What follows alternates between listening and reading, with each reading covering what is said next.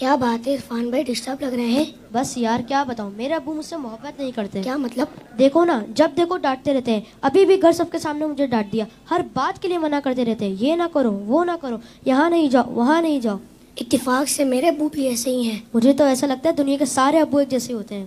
صحیح کہہ رہے ہیں آپ، نہ کہیں گھومنے لے کر جاتے ہیں اور نہ ہی کوئی میری فرمائش پوری کرتے ہیں۔ صرف سنڈے کے سنڈے دیکھنے کو ملتے ہیں، ورنہ صبح جاتے ہیں اور رات کو ہمارے سونے کے بعد آتے ہیں۔ دوسرے بچوں کے پاپا انہیں مہنگے مہنگے کھلونے اور چیزیں دلاتے ہیں، میرے ابو تو بس مجھے امید ہی دیتے رہتے ہیں۔ جی ہاں، آپ نے بالکل صحیح کہا، دنیا کے سارے ابو ایک جیسے ہی ہوتے ہیں۔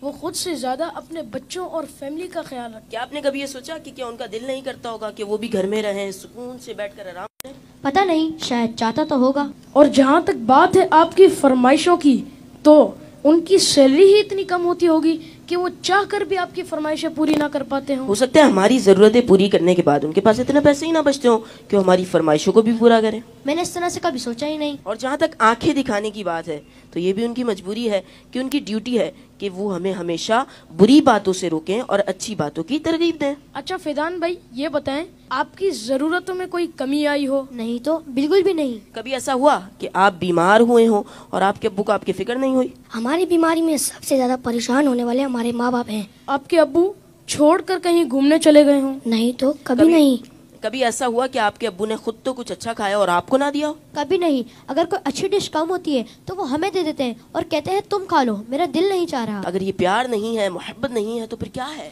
ماں اور باپ دونوں ہی محبت کرتے ہیں، لیکن ماں کی محبت نظر آ جاتی ہے اور باپ کی محبت کو محسوس کرنا پڑتا ہے۔ میں کتنا غلط سوچ رہا تھا اپنے ابو کے بارے میں۔ لو یو ابو۔ Love you very much. باپ ہی ہوتا ہے۔ باپ ایک سایہ دار درخت ہوتا ہے۔ آج ان بچوں کی باتوں نے مجھے اپنے والد بھی یاد دلا دیے۔ واقعی اچھے کھانے انہوں نے ہمیں ہی کھلائے، اچھی چیزیں انہوں نے ہمیں ہی عطا کی۔ اور وہ بچے جن کے والدین ان کی فرمائشیں پوری نہیں کرتے نا، انہیں یہ سوچنا چاہیے۔ صرف میں بچوں سے بات نہیں کروں گا، گھر کے اور بھی افراد ہیں، زوجہ بھی ہے، بیٹی بھی ہے۔ وہ کہتی ہے ابو آپ ہمارے لیے کچھ لاتے نہیں ہیں، بیوی کہتی شوہر سے آپ کچھ لاتے نہیں۔ اس بیچارے سے تو پوچھو اس کی مجبوری کیا ہے۔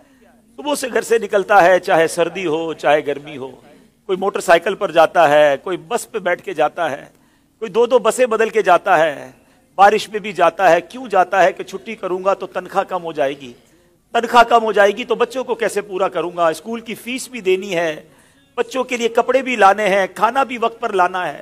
ہر چیز ہمیں تیار ملتی ہے، اس کی سورس کون ہے؟ وہ سورس ہمارے والد ہیں۔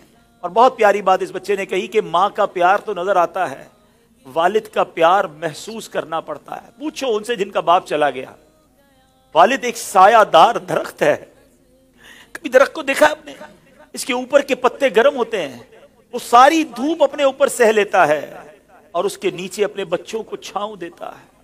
مگر لوگ بعض اوقات اپنے والد کی قدر نہیں کرتے، اپنے والد سے الجھتے ہیں، اپنے والد کو برا بھلا کہتے ہیں۔ یاد رکھیے میرے آقا فرماتے ہیں، اس کا مضمون یہ ہے کہ والد کی رضا میں اللہ کی رضا ہے اور والد کی ناراضی میں اللہ کی ناراضی ہے۔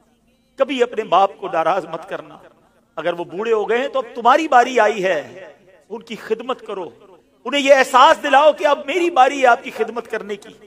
ہم اپنی ماں کو تو کہہ بیٹھتے کہ ماں میں تم سے بہت پیار کرتا ہوں۔ میں ساری دنیا کے بچوں سے پوچھتا ہوں کہ کب اپنے باپ کو کہا تھا کہ ابو آئی لو یو، والد صاحب میں آپ سے بہت پیار کرتا ہوں، آپ دنیا میں آج میں جو کچھ ہوں ابا جان میں آپ کی وجہ سے ہوں، یہاں تک پہنچایا مجھے آپ نے ہے۔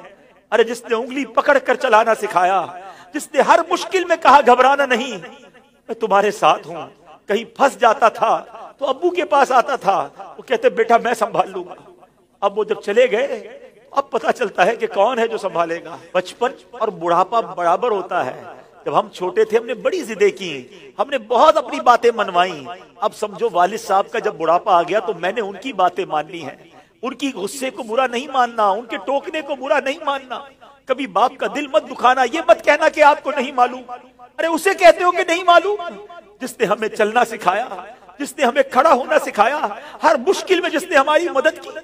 خدارا میں ساری دنیا کے بیٹوں سے، ساری دنیا کی بچیوں سے، ساری اولاد سے گزارش کرتا ہوں، اگر تمہارے والد زندہ ہیں ان کو خوش رکھنا، اور بوڑھے ہو گئے تو اب احساس دلاؤ ان کو کہ ابو جان آپ نے بڑا کام کیا ہمارے لیے، बड़ी मेहनत की, अब हमारी बारी है आपकी खिदमत करने की, अब हम आपको सुख पहुंचाएंगे, अब आप किसी टेंशन में ना रहे, मेरे पास जो कुछ है अब्बू जान ये सब आपका है, आपकी वजह से है। तुफ है उस औलाद पर जो अपने वालिद को कहती है कि ये मेरा है आपका नहीं है, मैंने कमाया है आपने नहीं कमाया। ये कभी मत कहना, मेरे पास जो कुछ है, जो शराफत है, जो इज्जत है, जो दौलत है, वो सब कुछ माँ बाप की वजह से है, वो वालिद की वजह से बिलखुसूस है। अपने वालिद को बुढ़ापे में खुशी देना, और जिनके माँ बाप चले गए अब उनके लिए खूब इसाले सवाब करे, उनकी कब्र पर जाया करे, वहां दुआएं किया करे। बड़ी प्यारी दुआ है, आओ आखिर में मिलकर हाथ उठाइए, अपने माँ बाप के लिए जो कुरानी दुआ है वो करते हैं। अल्लाहुम्मा रहमहुमा कमा रब्बयानी सगीरा, ए अल्लाह हमारे माँ बाप पर रहम फरमा।